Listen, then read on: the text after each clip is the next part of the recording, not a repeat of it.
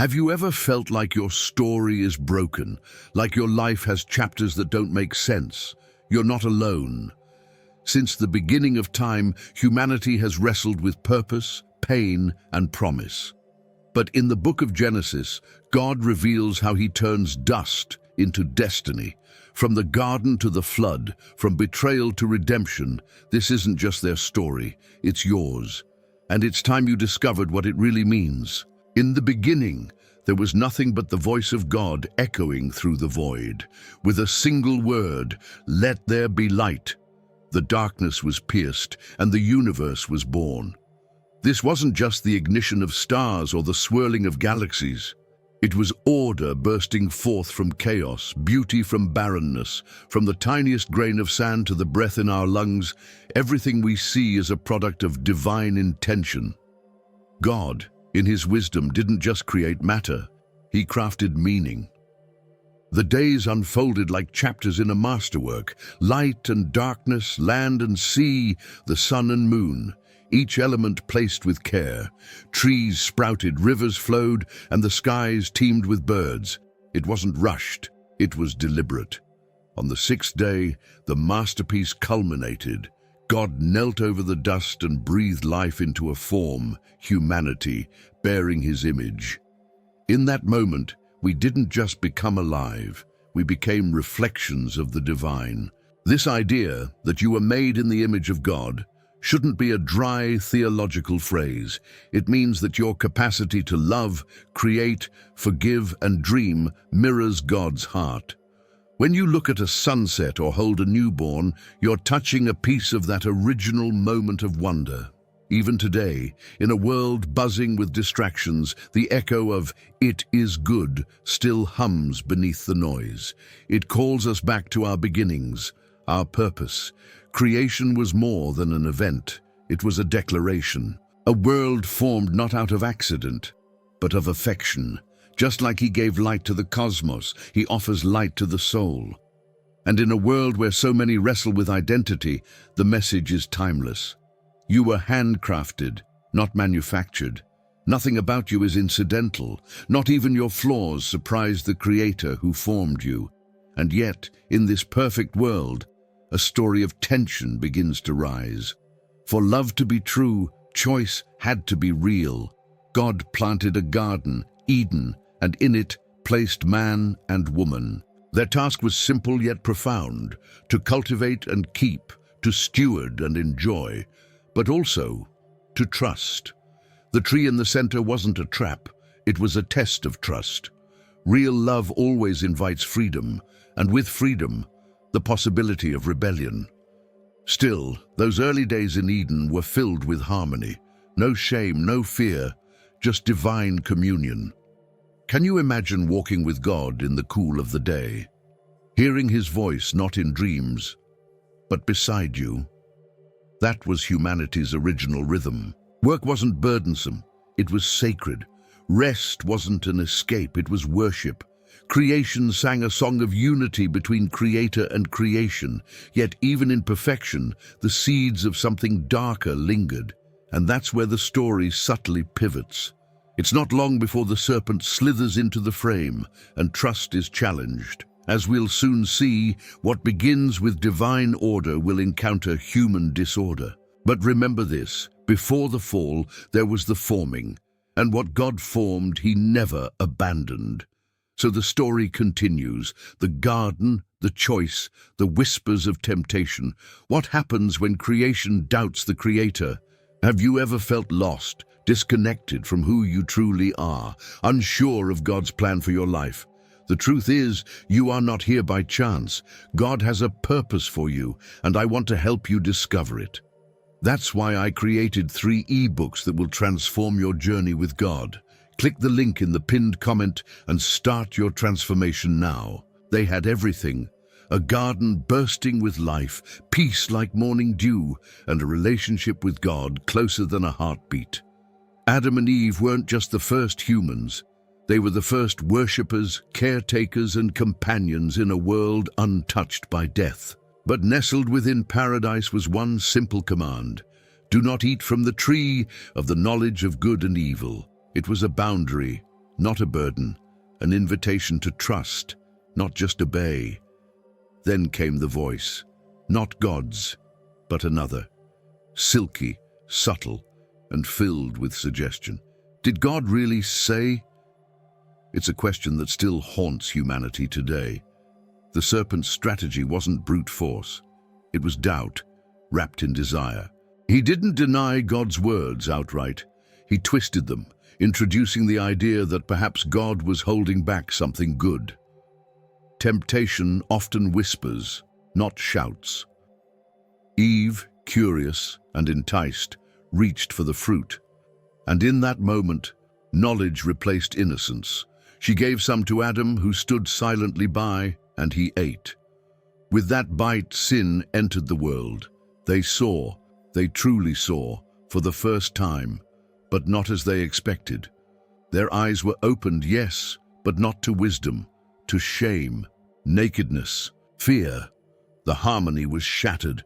God's footsteps in the garden, once a sound of joy, became something they hid from. The Creator came calling, "Where are you?" It wasn't a question of location, but of condition. He knew where they were. He wanted them to realize how far they had drifted. It's the same question he still asks today when we run from him after messing up. Where are you, child? The consequences came swiftly.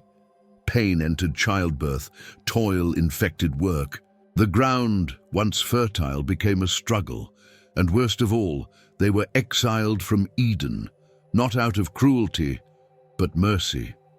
To keep them from eating from the tree of life in their fallen state, God removed them from the garden. It was judgment, yes, but also protection. Even in discipline, grace flickers like a flame, and yet hope wasn't lost. In the very curse upon the serpent, God planted a promise. A descendant of the woman would one day crush the serpent's head. Genesis 3:15 is often called the first gospel, a glimpse of redemption in the rubble. Sin may have entered through one act, but salvation would come through another. The story of redemption had just begun. In our lives, how often do we hear that same whisper? Did God really say? The fall wasn't a distant myth, it's a mirror. Every time we doubt his goodness or grasp for control, we echo Eden's error. But God's heart remains unchanged. He still walks, still calls, still covers us when we're ashamed. He still offers redemption through the one who would come. Because from this fracture in paradise, a new thread begins to weave through the human story, one of longing, loss, and the first family. And among them, two brothers would embody love and rivalry in ways that would shape the world forever. Did you enjoy the content and it made a difference for you? Click on Super Thanks and support our work. Outside Eden, the ground was hard, the winds unfamiliar. But life went on. Adam and Eve had two sons, Cain, the worker of the soil, and Abel, the keeper of sheep. Each brought an offering to the Lord. Abel brought the best portions of his flock, while Cain brought some of the fruits of the land. On the surface, both gave. But God looked deeper. He saw the heart, not just the hands. God accepted Abel's offering, but not Cain's. The text doesn't detail every reason, but one thing is clear. Abel gave with sincerity and trust, Cain with something less. And jealousy, that ancient poison, began to ferment in Cain's soul. It wasn't about fruit or flocks, it was about favor. When we define our worth by comparison, we start resenting others for being blessed. God, in mercy, warned Cain, "Sin is crouching at your door. It desires to have you, but you must rule over it." That warning echoes to this day. Before sin ever acts, it lurks. It whispers in moments of offense, bitterness, or pride.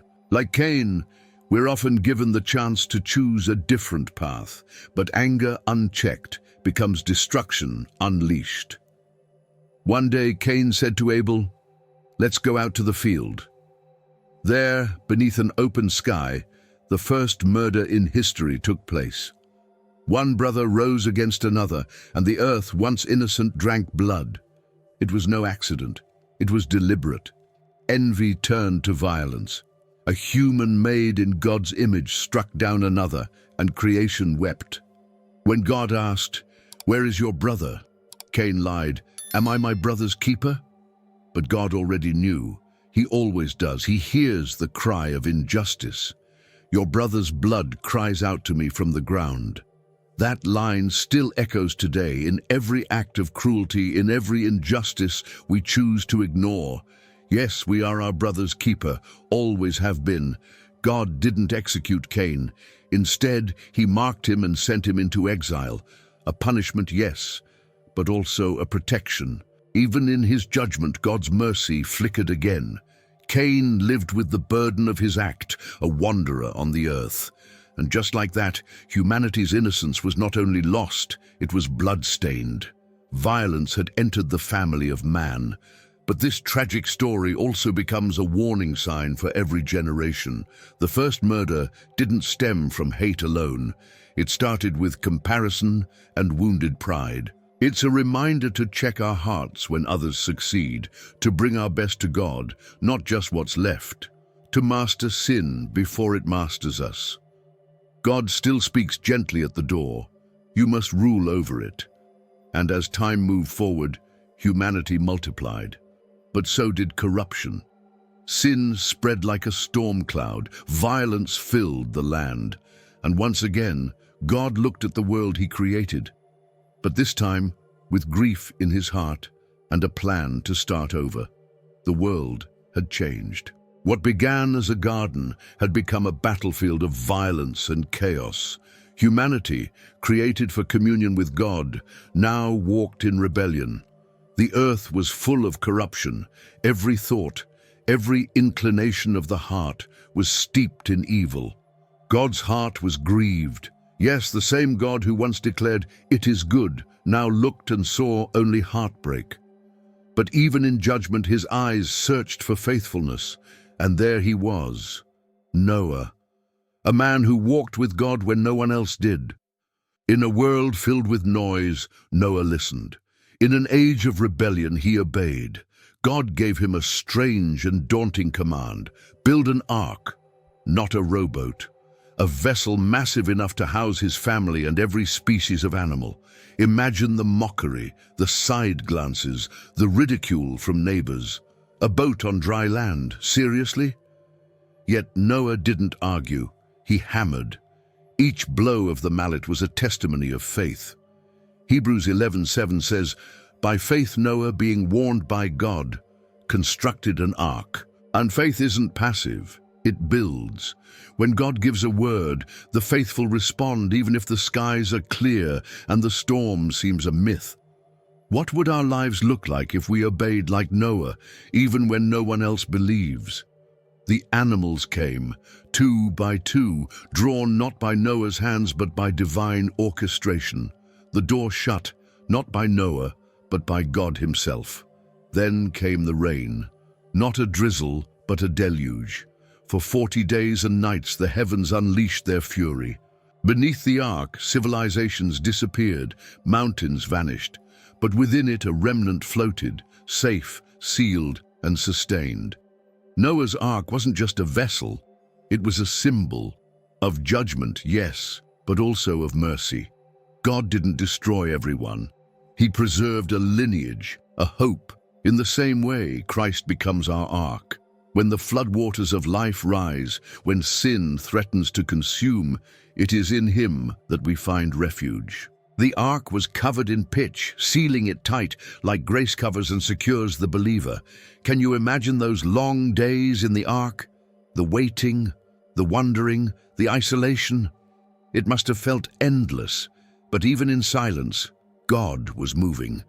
Behind every delay is divine timing. Eventually the waters began to recede. The mountaintops appeared. A dove returned with an olive branch, a signal that peace was possible again. That judgment had passed. And then came that breathtaking moment: dry ground, fresh air, and a renewed earth. Noah stepped out, not into Eden, but into a second chance. His first act? Worship. He built an altar, offering gratitude to the God who saves. And it was there, in that sacred moment of surrender, that God made a promise, a covenant, as eternal as the stars. But this promise wasn't signed with ink. It was sealed with color, a radiant arc across the sky, a rainbow. And with it, God's voice once more broke through the heavens, not of wrath, but of reassurance. Never again. A covenant not just for Noah, but for generations to come. The storm had passed, but its memory lingered. The earth, washed clean by judgment, now stood silent under a new sky. And in that quiet moment God spoke, not to condemn, but to covenant. He made a promise to Noah, to his sons, to every living creature that stepped out of the ark. It wasn't just about them, it was about us. Never again, God declared, will I destroy all life with a flood. Then, like a painter brushing light across the sky, God stretched a rainbow from horizon to horizon. It wasn't just a beautiful sight, it was a signature. The first rainbow wasn't a coincidence, it was a divine signpost. Every arc of color declared mercy, faithfulness, and remembrance. Whenever clouds would gather again, that bow in the clouds would whisper, I haven't forgotten. Covenants in Scripture are sacred. They're more than agreements. They're binding oaths sealed by God's integrity. This covenant with Noah marked a turning point. God was saying, I know humanity will still stumble, but I won't respond with annihilation. Instead, I will offer redemption. It's a profound reminder. Even when we deserve judgment, God's mercy paints the sky. But think about this. How often do we look at a rainbow and forget its meaning? We snap a picture, post it online, and move on. Yet every time it appears, heaven is reminding us of a conversation between Creator and creation, a commitment to preservation, a gesture of grace. God's not just powerful, He's patient. He remembers even when we forget. This covenant wasn't just about water and weather, it was about trust. Just as God remembered Noah in the ark, He remembers you in your storm. You may feel afloat, uncertain, wondering if the dry ground will ever return. But His promises hold. Isaiah 54:9-10 echoes the rainbow. As I swore that the waters of Noah should no more go over the earth, my steadfast love shall not depart from you. And God didn't stop there. He blessed Noah and his sons and gave them a renewed mandate: be fruitful and multiply, fill the earth. It was like Eden all over again, but this time with the knowledge of good, evil, and mercy. Even in a broken world, God still entrusts humanity with purpose. Broken vessels, yes, but vessels still filled by His hand. Yet as generations grew, so did pride once again. People began to forget, not just the flood, but the God behind the rainbow. And as hearts drifted, ambition took root. A new kind of rebellion stirred, one not of violence, but of vanity. A tower began to rise. In the aftermath of the flood, the earth was ripe with opportunity. Families multiplied, and once again, the land began to fill with life. But instead of scattering as God had instructed, the people clustered in one place, unified not in worship, but in ambition. Come, they said, let's build a city with a tower that reaches to the heavens. Their goal? To make a name for themselves. Not to glorify God, but to replace Him. This wasn't about architecture, it was about arrogance. They didn't want to reflect God's glory. They wanted their own. And isn't that still humanity's struggle? We build towers of career, reputation, and independence, trying to reach the skies, hoping never to need anyone again. But every brick of pride lays a foundation for a fall. The tower rose in Babylon, but God came down. That detail is striking. While they tried to ascend, God had to descend to see their efforts. It's almost ironic. What felt so grand to them was, to God, so small. Still, He didn't strike with lightning. He disrupted communication. Suddenly, language fractured. Confusion erupted. Their unity turned to chaos. The building stopped. The scattering began. In that moment, Babel became a symbol of what happens when man seeks greatness apart from God. The confusion of languages wasn't just a punishment, it was a redirection. Humanity was forced to spread out, just as God intended from the beginning. Even in discipline, God was guiding them back to purpose. This story hits close to home. How often do we try to build towers in our lives, plans without prayer, dreams without dependence? We chase greatness, but without grounding. Proverbs 16:18 reminds us, "Pride goes before destruction, a haughty spirit before a fall." The lesson of Babel isn't just about a city, it's about a heart posture. And yet even this scattering had a divine thread. Languages diversified, but God's plan never changed. One day at Pentecost, those many tongues would be unified again, not in rebellion but in praise. God can redeem even our confusion, transforming brokenness into beauty. And so, the families dispersed, nations were born, cultures emerged. But among the scattered, God had his eyes on one man, a man in whom he would birth a nation, a promise, a blessing for all people. His name was Abraham. Out of the noise of nations and the wandering of peoples, God called one man by name, Abram. He wasn't a king or a warrior, just a man in a land of idols. But God saw faith where others saw nothing. "Go," he said, "from your country, your people, and your father's household to the land I will show you." No map, no blueprint, just a promise and the voice of God. Abram obeyed. Just like that, he left it all behind. His comfort zone, his cultural security, his known future. He stepped into the unknown, not because he had answers, but because he trusted the one who did. That's faith in motion. Hebrews 11:8 says, "By faith Abraham obeyed and went, even though he did not know where he was going." What if that's exactly what God is asking of us too? And the promise? Oh, it was breathtaking.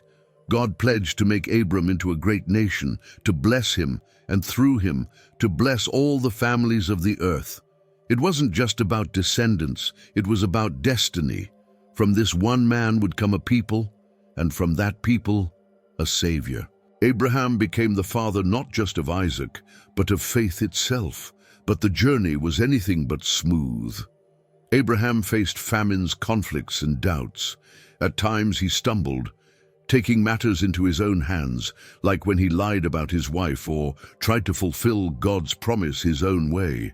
And yet God remained faithful, because divine promises aren't cancelled by human weakness. They're anchored in God's character, not ours. This gives us hope. You don't have to be perfect to walk with God. You just have to move when He calls. Abraham teaches us that trust often means stepping out before we see results.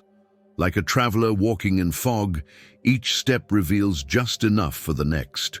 And slowly, a path forms beneath our feet. One night, God told Abraham to look up. Count the stars, if you can. His descendants would be as numerous. And in that starlit moment, Abraham believed, and it was credited to him as righteousness. That's grace. That's how faith works. Not by earning, but by trusting. And when we believe God's word, even when we don't see the outcome, heaven takes notice. Still, the promise was slow in coming. Abraham and Sarah aged. Decades passed. Hope dimmed, but God doesn't forget. In fact, He often waits until every natural possibility has died, so we know the miracle comes only from Him. And that's exactly what happened. Against all odds, Sarah would soon laugh with joy in her tent. But before that fulfillment, Abraham would witness not only blessing, but divine justice. For the cries from a pair of cities had reached God's ears. The time had come for Sodom and Gomorrah. The sun set over the valley, painting the cities of Sodom and Gomorrah in golden hues. But beneath the beauty, darkness festered. These weren't just cities of wealth and culture. They had become symbols of moral collapse. Arrogance, cruelty, and the rejection of righteousness had taken root. Their cries of injustice rose to heaven, and God, in His justice, came down to see if the outcry was as grave as it seemed. But before fire fell, mercy moved. God confided in Abraham, his friend, what he planned to do. Abraham, with bold humility, pleaded for the cities. If there are 50 righteous, 45, even 10. It was a moment of intercession, showing God's willingness to relent if even a handful sought him, but none were found, not even 10. Sin had so saturated the place that judgment was the only path left. And yet, God didn't forget the one man living there who still clung to some sense of righteousness, Lot, Abraham's nephew. Angels came to Sodom, warning Lot to flee with his family. But hesitation and attachment held them back. The city had become too familiar. It's a dangerous thing when sin starts to feel like home. The angels had to grab their hands and pull them out. At dawn, the heavens opened, not with rain, but with brimstone and fire. The earth trembled. Everything in Sodom and Gomorrah was consumed. Homes, wealth, the echoes of laughter that once filled the streets, all gone in a moment. God's judgment was swift, unmistakable, a reminder that he is not only merciful but also holy. Sin does have a cost. But then, one final tragedy. Lot's wife, walking behind, looked back. A simple glance, but one filled with longing. And in that moment she turned to a pillar of salt. It wasn't just about the glance, it was about the heart. Her eyes revealed her attachment to what God had condemned. How many of us say we're moving forward while our hearts still look back? The ruins of Sodom and Gomorrah serve as a timeless warning, not just about immorality, but about indifference, about how quickly comfort can become compromise. But even in wrath, there's a thread of grace. God didn't destroy without warning. He sent messengers, he gave chances. He saved Lot, because his heart is always to redeem before he judges. And amidst this storm of fire and judgment, the promise still lingered, a promise that had once seemed laughable in Sarah's ears. And now, in her old age, laughter would return, but this time from joy. The long-awaited son was finally about to be born. It sounded like a joke. An old couple, bodies worn by time, dreaming of a baby. Sarah had laughed when she first heard the prophecy. Who wouldn't? She was 90, Abraham was 100. But when God speaks, he doesn't check the odds. He fulfills his word. And so, laughter returned to their tent.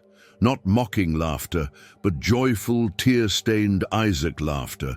His name literally means, he laughs. Fitting, isn't it? This wasn't just a birth, it was a breakthrough. It proved that delay doesn't mean denial.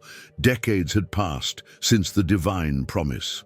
There had been moments of doubt, detours like Hagar and Ishmael, and seasons of silence. But God had not forgotten. When he chooses to move, even a barren womb becomes a cradle of miracles. Sarah held her son and marveled. She said, God has brought me laughter, and everyone who hears about this will laugh with me. Genesis 21:6. Her story reminds us that nothing is too hard for the Lord. Maybe you're in a season where the promise feels buried under years of disappointment. Take heart. God writes perfect endings, even when we've stopped believing they're possible.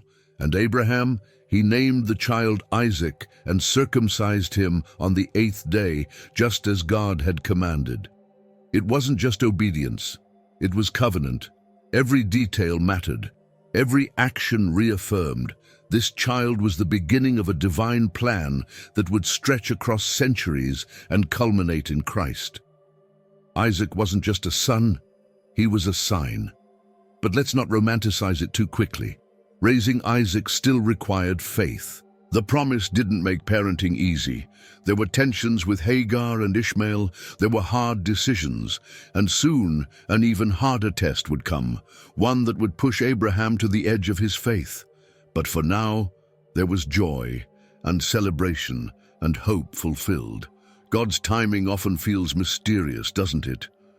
But Isaac's birth teaches us that God is never late. He arrives when our hearts are finally still enough to see that it was never about what we could produce, but what only He could provide. He doesn't need our strength, just our surrender. And perhaps the most beautiful part? God shared in their joy. The Creator who shaped galaxies paused to visit a tent in the wilderness and bless a newborn, because that's the kind of God He is, personal, present, faithful. He brings laughter out of lifelessness and turns delays into delivery rooms. But just when the joy settles in and the miracle grows up, God calls again. This time, the test won't be about waiting. It'll be about letting go. It came like a thunderclap, shocking, unthinkable. Take your son, your only son, whom you love, Isaac, and sacrifice him. Abraham must have staggered under the weight of those words. This wasn't just any child. This was the child of promise, the miracle, the one for whom they had waited a lifetime. And yet the same God who had given now asked him to give back, without explanation, without delay. But Abraham obeyed, not because he understood, but because he trusted.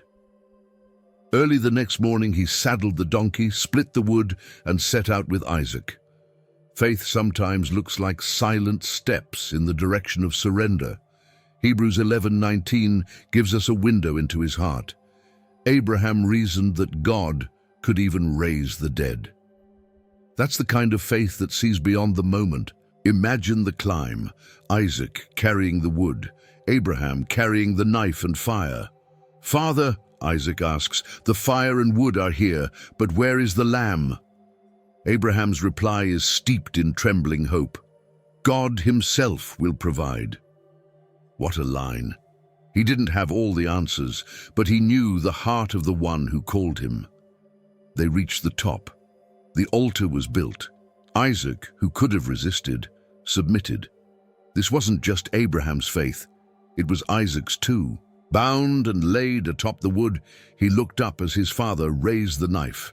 And in that moment, when surrender met obedience, heaven intervened. "Do not lay a hand on the boy." A ram caught in the thicket stood ready. The substitute had arrived. That mountaintop became sacred ground. Abraham named it Yahweh Yireh, the Lord will provide. And He still does, not just in material needs, but in grace, in redemption, in Jesus, the ultimate substitute. Centuries later, on another hill, another son would carry wood on his back, not in shadows but in full light, and he would not be spared. The story isn't just about a test, it's about trust. Abraham's legacy isn't perfection, but faith under fire.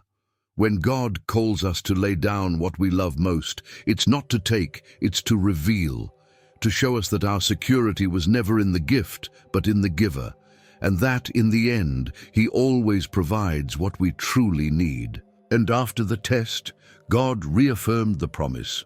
Through your offspring, all nations on earth will be blessed. Isaac lived, the promise continued, and as he grew, so did the story. Because this miracle child would soon become a man ready for marriage, a union that would carry the promise even further. Isaac had grown into a man, shaped by the weight of promise and the shadow of sacrifice. But the story of legacy needed more than just survival. It needed continuity. Abraham, now old and full of days, knew the promise had to pass on through Isaac's line. So he sent his servant on a sacred mission to find a wife for his son, not from the surrounding peoples, but from his own kin. Not just any woman would do. She had to be chosen by God. The servant prayed right there beside a well. He didn't rely on chance, but on divine direction. "Let the one who offers water to me and my camels be the one you have chosen." It wasn't just about hospitality. It was a test of character, kindness, and readiness. And before he finished praying, Rebekah appeared. Her actions matched the prayer precisely. Coincidence? No such thing when God writes the love story. Rebekah wasn't just beautiful, she was bold. She ran to meet the need. She said yes to a future she hadn't seen. Her family blessed her, and with courage she left everything familiar to follow a promise. Her words still echo in hearts today. I will go. Sometimes the path to divine destiny begins with a willing heart and a single step into the unknown. As the caravan approached, Isaac was in the field, meditating. A quiet soul, perhaps still shaped by the memory of Mount Moriah. And then he saw her. The text in Genesis 24 says he lifted his eyes, and Rebekah lifted hers. It was a holy moment, two lives, two paths, converging in the sovereign timing of God. He brought her into his mother Sarah's tent, and she became his wife. And he loved her. There's something sacred in that simplicity. God doesn't just provide in crisis, he provides in companionship. Rebekah brought comfort after the loss of Sarah. She wasn't just a partner, she was part of God's unfolding promise. Theirs wasn't a perfect marriage, it would face its own trials, but it was founded in faith, and that's where strong roots grow. This story invites us to believe that God cares about the details. He sees the loneliness, the longing, the desire to belong, and he writes love stories that go beyond romance. They're about purpose, legacy, and covenant. When we trust his timing and walk in obedience, he connects lives in ways we couldn't orchestrate ourselves. Isaac and Rebekah's union was more than a personal milestone. It was a divine step forward in the plan of salvation. And soon, this couple would find themselves expecting not just one child, but two. A pair of brothers whose struggle in the womb would foreshadow a lifelong rivalry, and the wrestling for blessing was just about to begin. Even before they were born, the struggle began. Rebekah could feel the conflict within her, two nations wrestling in her womb. When she asked the Lord why, his answer was prophetic. Two peoples, and the older will serve the younger. That wasn't just birth order, it was divine reversal. When the twins were born, Esau came first, red and hairy, a hunter in the making. Jacob followed, gripping his brother's heel, symbolic, foreshadowing. The brothers couldn't have been more different. Esau loved the outdoors, wild and impulsive. Jacob was quiet, calculated, close to the tents, and favoritism began to sow division. Isaac favored Esau, Rebekah favored Jacob. Family dynamics became fractured. It's a dangerous thing when love is measured unevenly, and in this household, it would set the stage for deception. One day, Esau came home famished. Jacob, cooking stew, saw his chance. "Sell me your birthright," he said. Esau, driven by appetite, agreed. In a single moment, he traded legacy for lentils. It seems foolish, doesn't it? But how often do we do the same, trading spiritual inheritance for immediate satisfaction? Hebrews 12:16 warns us not to be like Esau, who for a single meal sold his birthright. But the real turn came later. Isaac, now blind and old, prepared to bless Esau. Rebekah overheard, and Jacob was enlisted in a scheme. Disguised with goatskins, Jacob entered his father's tent and deceived him. The words of blessing flowed, intended for Esau but received by Jacob. And when Esau returned and discovered the truth, his cry was gut-wrenching.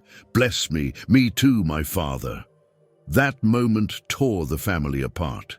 Esau burned with rage. Jacob fled for his life. The blessing had been gained, but at a steep price. It's a powerful reminder that even when God has a plan, taking it into our own hands through deceit brings pain. God can redeem our messes, but he never endorses them. And yet, God did bless Jacob, not because of the deception, but despite it. His hand was on Jacob from the beginning. And in the wilderness, as Jacob ran for his life, he would soon encounter something far greater than fear. A dream, a ladder, a glimpse of heaven's door. Because in the chaos of broken families and rivalry, God's plan continued to unfold, and the heavens were about to open. The night was cold. Jacob, alone and on the run, used a stone for a pillow beneath an open sky. His brother's fury burned behind him, his future stretched uncertainly ahead. And there, in the stillness of exile and fear, heaven spoke, not in thunder but in a dream. Jacob saw a ladder stretching from earth to the heavens, with angels ascending and descending. Above it stood the Lord. What a moment! Jacob, the deceiver, the runaway, now chosen to be a receiver of divine revelation. God didn't wait for Jacob to clean up his act. He met him in the middle of his mess.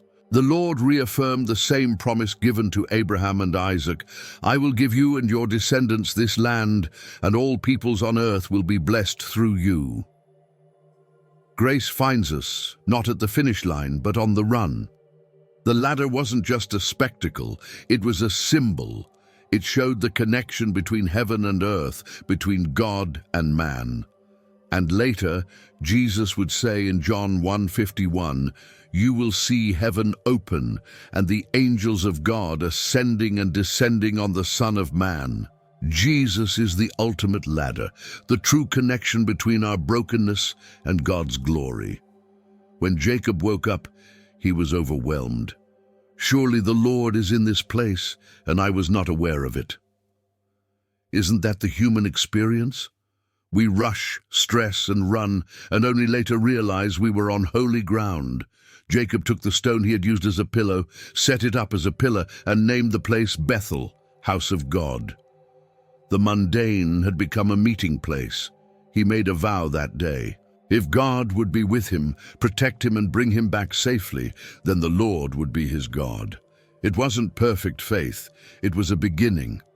Sometimes our first step of belief is filled with ifs, but God honors even the smallest seed of trust. Jacob was still growing, still learning, but the ladder had changed him.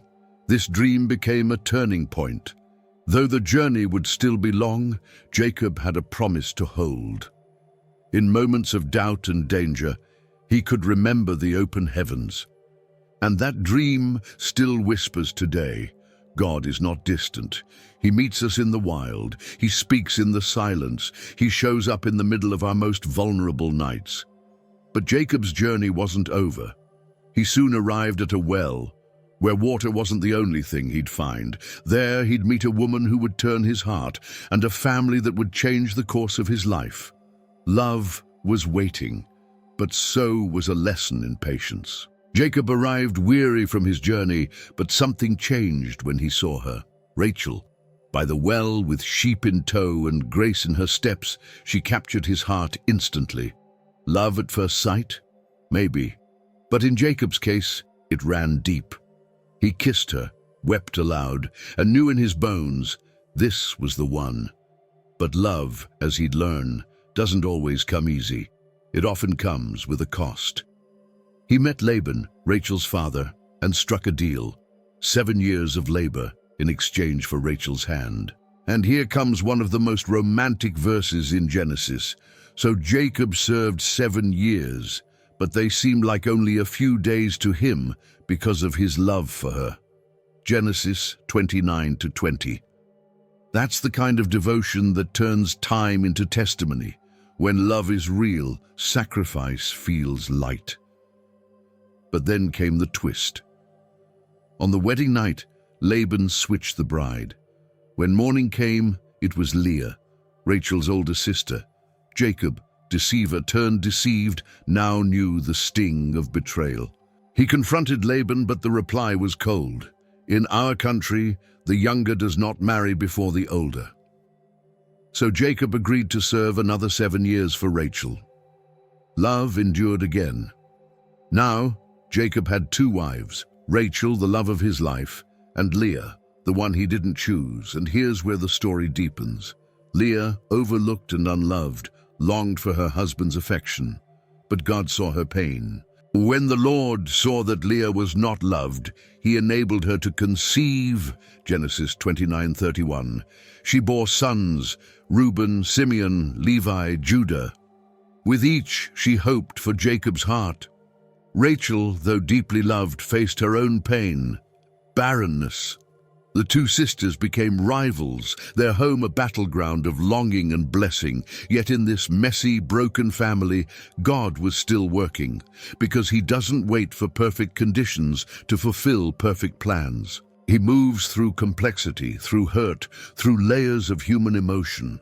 And Jacob, he found himself not just in love, but in a web of promises and consequences.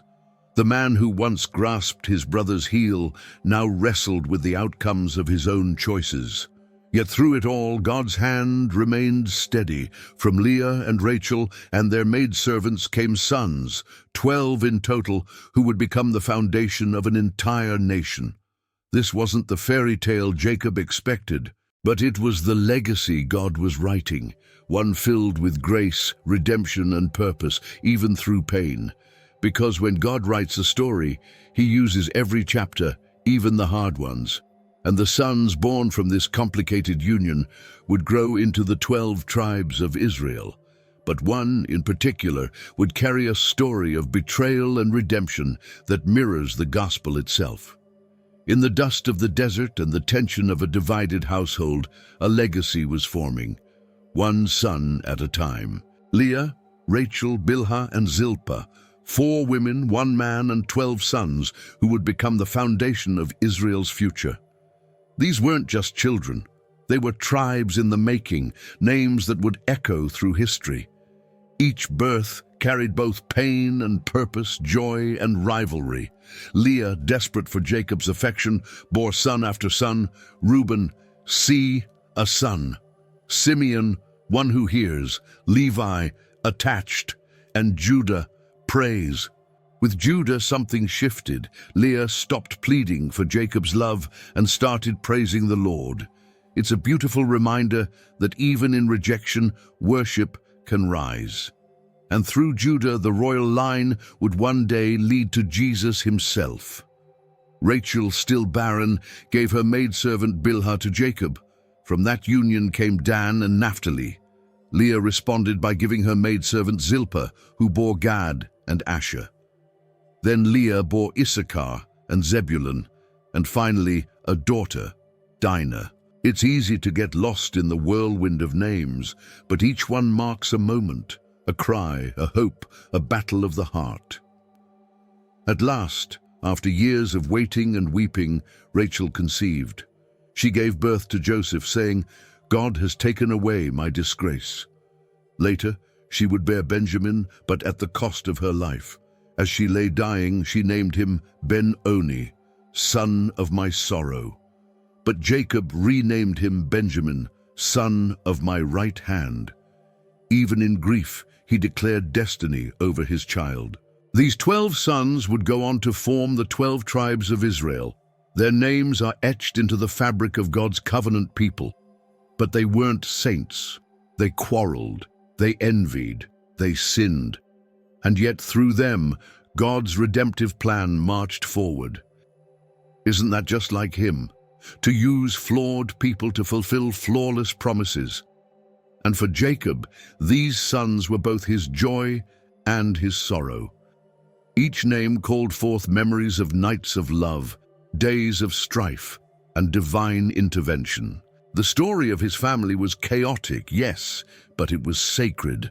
God doesn't wait for perfect conditions to move. He plants legacy in messy soil.